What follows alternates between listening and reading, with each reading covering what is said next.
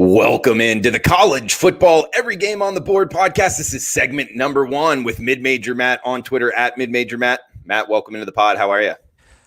Oh, boy. Loaded question here. After a rough night in the MAC, Drew, you know how much I love the MAC, and the MAC has not given me that love back after the brutal loss on the Bowling Green team total under last night and the poor effort by Ohio against Akron. So me and the MAC are fighting right now, and that's not the way it should be. Hey, you're having a battler just like every other gambler out there, but, you know, today is a new day, Mid-Major Matt, and we got to find these winners for the people. Guys, this is section number 1 of the Every Game on the Board. I guess, I don't know, we did a Maction show yesterday that counts as Every Game on the Board, so maybe it's section 2. But either way, in this section, we're going 1, 2, 3, Colorado State, Boise State, down to 151, 152, Texas State, Georgia Southern. So then we'll bring in the rest of the crew of handicappers here, followed this segment by Robbie Vino. We also got the NFL Every Game on the Board segment as well. So if you got the time, today is a great day to be on the WagerTalk YouTube channel, listening to these shows, and also wherever you're downloading your podcast at. We will be uploading this College Football Every Game on the Board podcast to the Sports Memo podcast. But without further ado, Mid-Major Matt, let's get into it. Thursday night, November 12th, we got 1, 2, 3, 1, 2, 4, 8 p.m. Eastern kick here. Colorado State at Boise State. We're seeing 62 being the total. And it looks like Boise State minus 14 at home on the blue turf. This game on Fox Sports 1. And Boise State with some quarterback issues here, Matt. Yeah, we do not know who's going to be the starting quarterback here, whether it's Bachmeier, whether it's Sears, whether it's the Finnegan kid who is, he's a third stringer, so it's not like you can expect too much from him, but he was a third stringer, and he played like it against BYU. They're coming off the loss 51-17 to BYU, and you have to wonder what the mindset and the mentality of a team like this is. They can go in two different ways. They could be highly motivated, want to run out the rest of the season, or they're going to come off the of the loss and be a little hungover. It looks like no running back George Holani. And look, Van Buren was not very good against BYU last week.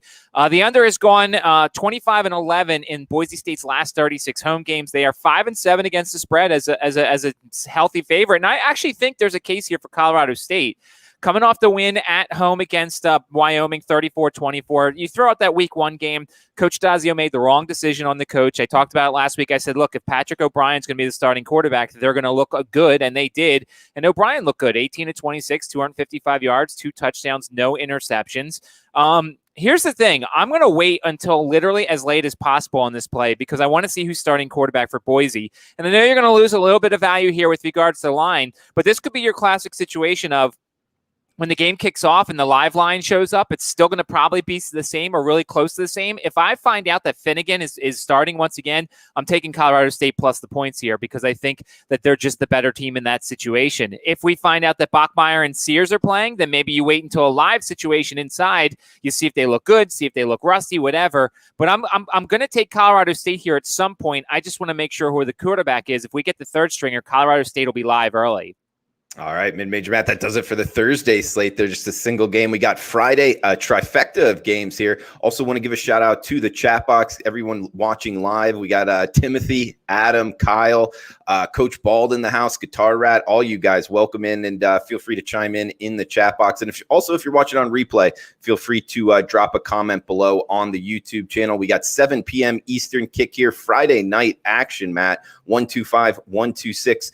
FAU at FIU in the Shula Bowl here, Matt. We got FAU minus 8.5 road favorites as they take the trip down I-95 to Miami. About depending on traffic, could be anywhere between a half hour to 2 hours. 41 being the total here. Low scoring affair projected for the Shula Bowl, Matt.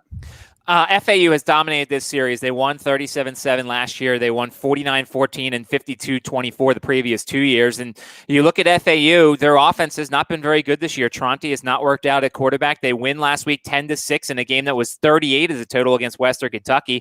They've scored just 64 points in the 4 games and are averaging less than 300 yards of offense per game. The good thing for them is their defense has been really good, 103.5 rushing yards are out for them. And they're going up against an FIU team. We really don't know what to expect. The last time they played was October 23rd, and that's the game they lost to Jacksonville State 19-10. Of course, we had Jacksonville State in that game. They've also lost by 2 at Liberty, which looks better way back in week 1, and they lost by 3 to Middle Tennessee. Yeah, FIU runs the ball really well, 170 rushing yards per game, but they 92.7 yards passing per game. Their 3 quarterbacks, including Kalen Wiggins, Stone Norton, and the Bortenschlager kid, have combined to go for just 26 of 60. 26 of 60 between 3 quarterbacks in 3 games. So to me, there's a lot of reasons you should lean to FAU here. I actually look at the under for the team total for FIU. That's 16.5 at some places. You might be able to get a 17 here. Combine the rust and combine the really good defense that they're going up against, especially since FAU is strong against the run here. I don't know what FIU can get done here, so I'm leaning towards the under for the team total for FIU in this game as they struggle against FAU in a rivalry. We got a Big Ten matchup up next, also 7 p.m. Eastern kick here on Fox Sports 1. We got Iowa at Minnesota. We're seeing the Hawkeyes -3 in the hook, road favorites, 58 the total. So I'll be interested in your opinion in this game, too. Iowa looked good last week against Sparty, 49-7, although you could argue Sparty was a little hungover after the win over Michigan. This is the same Iowa team that lost to a close game to Purdue and lost to a Northwestern. I watched that whole Northwestern game, and Iowa looked good, and then all of a sudden they went real dry. I do not like the Petrus kid at quarterback. I don't think he's very good. He's got some good wide receivers and some players to throw to, but I don't like him as a quarterback. They're getting healthier on defense. Defensive tackle Austin Schulte and linebacker Jack Campbell will both be back in the lineup, although they'll be in the rotation. And then you look at Minnesota, and I just, look, this is a Minnesota team that looked good against Illinois, but Illinois was on what? Their 3rd, 4th, 5th string quarterback? They lost 49-24 to Michigan. They lost 45-44 in OT to Maryland. They rank 112th in total yards, 113th against the rush, and only 4 programs have given up more points in the first quarter than Minnesota has. So to me, you lean to Iowa here, but do you really trust Petrus on the road in a game where he should be able to get whatever points? I'm interested, Drew, if you have any opinion on this game. Mid-major, Matt, I think talent-wise, Iowa, top to bottom roster. I think Minnesota's a little bit down this season, but I ran into PJ Fleck this offseason here in Vegas. We did a row the boat, so I'm a big fan of him, and he could get the guys going, especially at home. But I'm likely not going to be involved, man. So, and for what it's worth, he was a really nice guy, and his wife was really cool as well. But we got 7:30 Eastern kick here. ECU at Cincinnati. This is one I'm interested in. I like this Bearcats team, Matt. I mean, they've been a moneymaker so far this season. Last couple weeks, this defense is strong. 27.5 is what they're laying in here, 55 being the point total. But you got to keep in mind, Cincinnati style points do matter to this Bearcats team. I don't know. Can they cover 4 touchdowns, Matt? So here's the couple of situations to consider. Let's get the ECU part of this out first. Massive disappointment last week, losing at home to Tulane, 38-21. I recommended ECU last week. I'll admit it. It wasn't the Holt Nailor's fault. 27-43, 351 yards, 3 touchdowns, no interceptions. He's got a live arm and a live team. And remember, last year this was a close game in Greenville, 46-43. Cincinnati won. I'd like to think I have some faith in ECU to at least put up some points here, but I don't. Here's the thing with Cincinnati. I mean, you look, they just come off a stretch where they played Houston, Memphis, and SMU, 3 of the powerhouses. And, oh, yeah, by the way, they've got a road trip to UCF coming up next week. So this is the dreaded sandwich spot. So to me, I'm isolating the first half here. I'm isolating the first quarter here because this is a Cincinnati team. As you said, they've got to get style points here. They have to win every game, and they have to win them by big standards and big points and everything. So that's something that you have to consider here. But, man, with a UCF up next, and I'm still not 100% behind Desmond Ridder. I know he's looked good as of late, but I'm looking more like a first quarter wager here because Cincinnati's averaging 21 first half points per game over their last 3. The Pirates have given up 19.3 points in the first half per game this season. So to me, I'm isolating the first half. I don't want that back door to open. It shouldn't open, but if Cincinnati's got one eye to UCF, then that's a worry there. Yeah, good point. They got arguably their biggest game of the year on deck as they head to Orlando next week. That will be a big one in the AAC. We got Saturday's slate coming up next here, guys, and looks like top of the card in the SEC. We got Arkansas at the number 6 ranked Florida Gators. Looks like the Gators -17 in the hook in the Swamp, 62.5 being the total here, Matt. And we also need to note what Arkansas, the surprise of the betting markets, 6-0 ATS are they? Yeah, certainly. And the other thing to consider here is they will not have their coach, Sam Pittman, picked up COVID, will not coach in this game. He is not Nick Saban, so he won't get COVID and 2 days later still be on the field. Arkansas is coming off that win against Tennessee, 24-13. They won at Mississippi State. They lost by 2 at Auburn. Arguably, they won that game, but they were screwed by the refs, and they played a close game at Texas A&M. So this is a team that won't be necessarily intimidated going into the Swamps, and it's a Felipe Franks revenge game here. And so certainly he's going to want to play well against his former school. Florida coming off the world's largest cocktail party. I could call it that because I don't care what the heck everybody says. They won 44-28 in that game. The last couple of years, they did play pretty well in those games. They beat Vandy 56-0. And then in 2018, they lost to Mizzou. And then they, lost to Mizzou in 2017. Kyle Pitts is questionable, and he's a huge piece of this Florida offense. Offensive lineman Stuart Reese and linebacker Jeremiah Moon are questionable and doubtful for this game. I have no real feel for this, Drew. This is where you come in. You're the SEC guy, so certainly give us your thoughts on this game.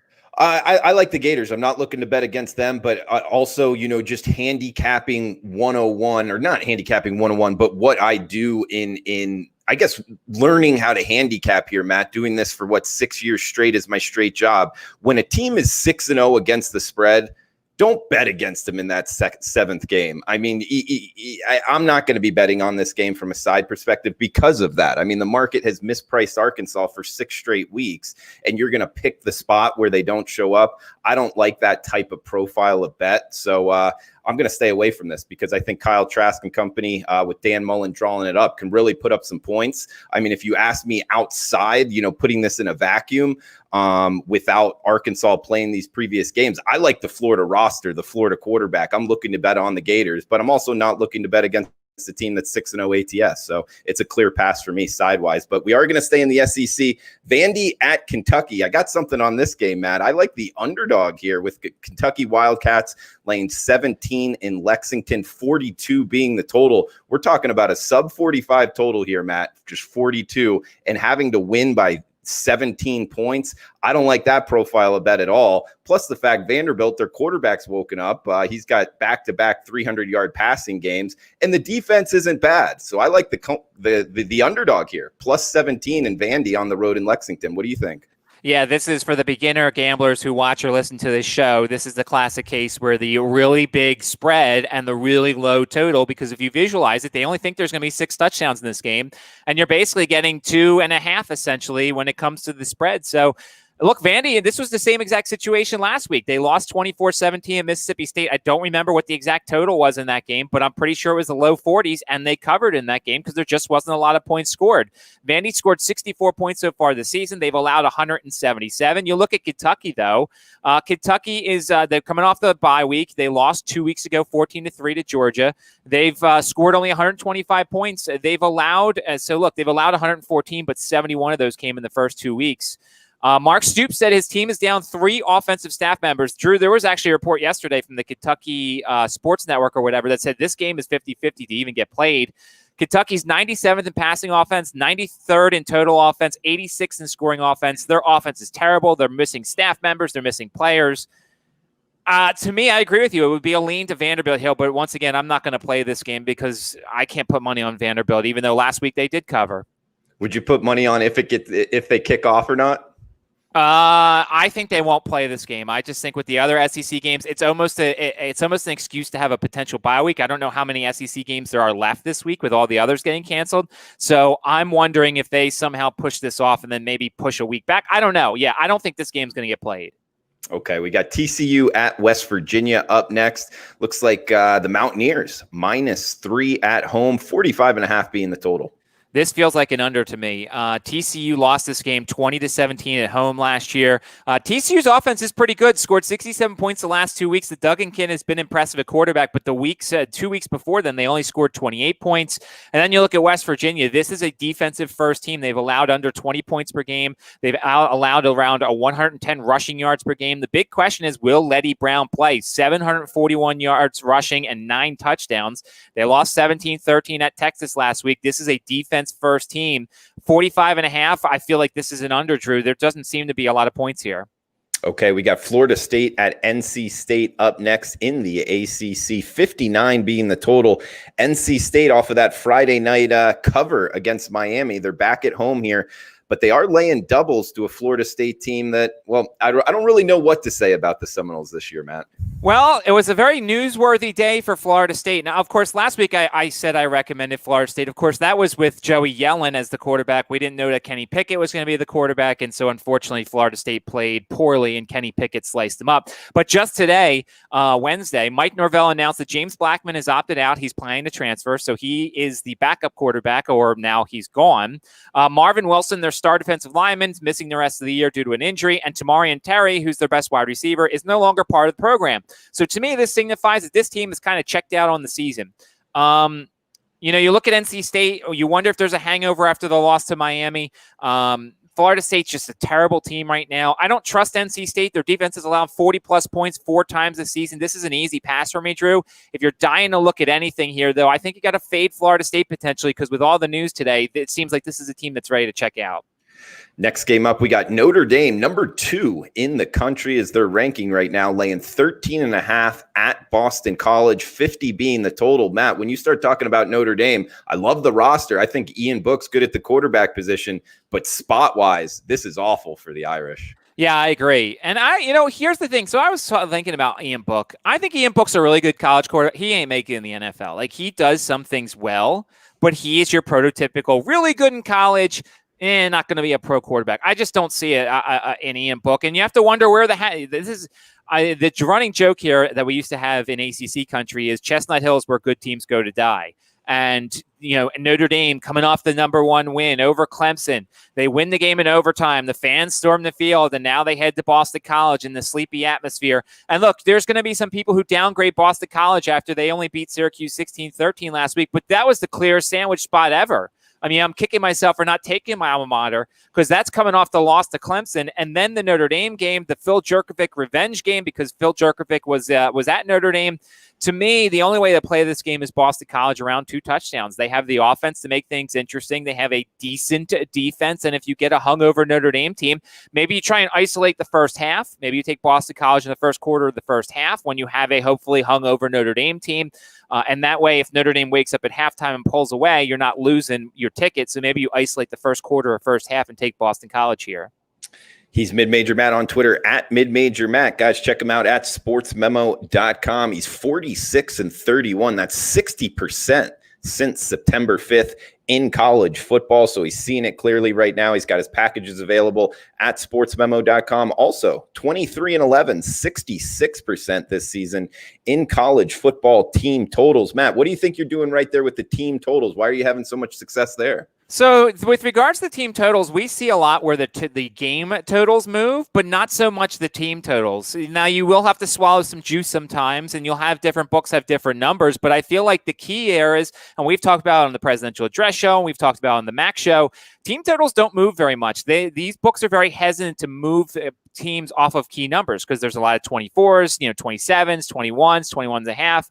So what they'll do is they'll just juice it. And so it's easy to take advantage. If a total moves out of the direction that you want, let's say you want to take an under, but you don't like the number now, well, take a team total under. And that way you still have a piece of that under because there's some value in the team total. So that's kind of a market that I'm trying to exploit a little bit here. All right. We'll try to exploit it with him, guys, at sportsmemo.com. He's got all of his packages available and seen it clearly in college football. We got 2 games left for this segment. Then we'll bring in Robbie Vino at 2:00 Pacific time to break down the next section of the college football Every Game on the Board podcast. We're doing this each and every Wednesday and Thursday of the college football season. We got 149, 150 in the ACC up next, Matt. Wake Forest at North Carolina. We're seeing 66 being the total, with the Tar Heels laying 13 in the hook in Chapel Hill. This feels like, and I just saw Johnny in the chat saying it, and I agree. I think this is an over team total for UNC. It's 39.5. UNC has scored 40 points or more in 4 of their last 5. They've beat Duke 56-24. This is an offense that clearly is not being stopped by a lot of people because Sam Howell has really found things. Their running game is really good with Javonte Williams and the Michael Carter kid. They're getting whatever they want here, and their defense is bad enough that they have to stay interested in a lot of these games. You look at Wake Forest, they're coming off the bye week, 2 weeks ago, they won 38-14 at Syracuse. These two offenses can score here. I would potentially look at the over, but as Johnny said in the chat, I agree. I think UNC names their score here. I think they can easily get over 40. So to me, the best bet in this game, and probably the best bet in this part of the podcast, because I know you're going to ask me that next, is UNC over 39.5 points. If it's 40, I'd consider 40. I think that they can name their score here because Wake's defense is just not very good. Heading to the Sun Belt up next, Matt, we got Texas State at Georgia Southern. We're seeing Georgia Southern -10 in Statesboro, 51 the total in the Fun Belt. This seems like a trap line here. Texas State, by the way, statistic for you, Texas State, the only team in the country that's played 9 games so far this season, and for them, it probably feels like it. They're 1-8 so far. Last week, they lost at home to App State, 38-17. Their defense has allowed 30 or more in 5 straight. Tyler Vitt was under center last week. They've basically been playing rotating chairs with him and Brady McBride. And, there's just not a lot to like here for Texas State. But then you look at the line and it seems like short. It seems kind of short here. When you look at Georgia Southern, they beat Troy 2013 last week. We gave that out last week on the podcast. This is their 3rd straight home game. Their defense has allowed just 58 points the last 4 weeks. This is a defense that's playing a lot better than people think. Yeah, we talk about Shea Wertz. We talk about the triple option. But this is a defense that I don't think is getting enough credit. Bad news is they did lose J.D. King, one of their heralded running backs for the rest of the season. Wesley Kennedy should be back. It's pretty crazy. They won that game against Troy without both of those guys. The LaRoche kid's pretty good running the ball. So I'm going to stay away from this game. It seems like a trap, Drew. I know you dabble in the Sun Belt. Georgia Southern's that much better than Texas State, but, the line doesn't really reflect it here. I like Georgia Southern here. No, mid-major, Matt. Roster top to bottom, they got the better athletes. Texas State, like you talked about, 1-8 on the season. It's kind of been a rough run here of late. And Georgia Southern, they got off to that rough start, but a lot of that was because of COVID-19. One of the games they played, they didn't have 25, 30 of their players. And now that they got them back, they're going toe-to-toe with some of the big boys in the Sun Belt. I think they roll over Texas State here. Oh, no, I agree with you. I think this is rather easily a lean to Georgia Southern. But, Drew, let's put our odds makers caps on. A 1-8 team against a Georgia Southern team that has a lot to play for still. You would think the line at home especially would be bigger than 10. So why is it only 10 here? I'm not saying that Georgia Southern is a very good team. Maybe there's a hangover after beating Troy at home. I don't know. I'm trying to figure out why it's only 10 and not 16 or 17. I'm trying to do the same with you here. I'm really not seeing reasons why. Teams. What I was going to say was maybe Texas State's defensive front is the strong point of the team, meaning teams that run the ball they can actually do well against. But I'm not seeing it. BYU, that's kind of next level. They put a 500 on them. Then we got App State. They did decent against App State, holding them to under 40. Louisiana Lafayette put up 44 on them. I'm just kind of doing, light scoreboard checking here, but that's the only thing I can think of. But to answer your question, I like Georgia Southern here. I agree. I do too. And maybe what you do, and we talked about it a little bit yesterday, and it's hard to do in college, is you tease it down a little bit, maybe tease it down to 3, get that field goal. Because I do think they're going to win the game. I don't know why it's just not a bigger number. Georgia Southern is going to win this game. I think they should win by 14 or more, but then why isn't the line reflecting it? Yeah, it's a great question to ask, mid-major Matt, and guys in the chat box, feel free to chime in as well. But we do have the VIP section here, mid-major Matt, where we can break down the FCS games if you want. So I'll just throw it over to you, man. All right, there's just 2 of FCS, FBS games today, Saturday. And by the way, both of them are FCS teams playing their first and potentially only game of the season, which throws a wrench into things because we saw with Chattanooga when they played their only game against Western Kentucky. Granted, they were robbed, but they basically threw the kitchen sink at Western Kentucky. So we'll start out with Western Carolina. They're playing at Liberty. It's a 33-point spread, depending upon where you look. And, of course, some books have it, some books do not. So that's something you'll have to look forward to. Returning starters, 9 on offense, 7 on defense for the Catamounts. But the biggest thing is they have to fill the shoes of Tyree Adams, who is a great quarterback for them. They only have 9 seniors, so you have to wonder what their mindset's going to be. And they only scored 217 points last year in a full schedule and averaged only 325 yards per game. So it's a Catamount team that's going to have some growing pains here. I really wish there was a better FCS team because you've got a Liberty team in the classic sandwich situation. They win that game against Virginia Tech 38-35, and they've got a road trip, Drew, to NC State next week. I can't lay that many points with Liberty. I can't take Western Carolina. I'll be interested to see what the total is, but then again, Liberty would have to do most of the work because I don't know how much Western Carolina is going to score here. What did you watch any of Liberty? What do you think of Liberty so far this year? I love Liberty. I mean, they're up and down. I like their offense a lot. We are seeing a total of 61 in this. Yes. Offshore. Yeah, so you're going to have to ask Liberty to score 52, which they could. I mean, then you got to get 10 from Western Carolina. It's not my favorite total. As I said, if Western Carolina's, if Tyree Adams was back, man, I would definitely take Western Carolina plus the points and then the over. But with him being gone and they have to break in, and you never know what this, with only 9 seniors, you don't know what to expect from a team that has one game. So I wish it was a more veteran team as well. The other game, Drew, Gardner-Webb is at Charlotte. 30.5 is the spread, and I don't know what the total is. These two teams played last year, 49-28. Charlotte beat Gardner-Webb. Gardner-Webb's got a new head coach. It's their first and only game of the spring. And guess what? Their full-time coaching staff, get this, Drew, their full-time coaching staff averages 28.9 years old. So the running Bulldogs have a ridiculously young coaching staff, and who knows how they're going to handle this game. You look at Gardner-Webb's offense. Jordan Smith had 82 pass attempts last year as the backup of the team. He was all right. They've got a really good wide receiving duo that had nearly 1,700 receiving yards, 15 touchdowns. They have a decent running back in Nari Gaither, who had 8.7 yards per carry on 16 touches. And then you've got Charlotte, who has had such a ridiculously inconsistent schedule. They lose that game to Duke 53-19. 2 weeks ago, just 5 games so far this season. Their number of postponements and cancellations has got to be 3 or 4 so far this season, but they've got the really good offense. The Reynolds kid at quarterback, Tucker at wide receiver. They've got a good running back. To me, this could potentially be an over. I think Charlotte's defense is poor enough that Gardner-Webb could score some points. Plus, Charlotte's got a road trip to Marshall next week. Now, Charlotte can't afford to look ahead to anybody. But to me, Charlotte's an offense who I think can carry about a 45, 50 points here if they really wanted to. So if the total's reasonable, I'd consider looking at the over because last year this game was 49-28 between the two schools. And that does it for the VIP section? Yeah, just the 2 games. It's really sad, Drew, with all these FCS teams that are starting to worry, head towards the spring. Head towards the spring. I'm getting all my seasons confused, but it's a shame because we're losing these games because there's some value to bet on these FCS, FBS games, and unfortunately, they are dwindling in number. But it could almost be a good thing because then we'll get another season of football, right, in the spring. Yeah, the CAA has announced their schedules. There's a bunch of conferences that have announced their schedule. The CAA this year is going to play 6 games.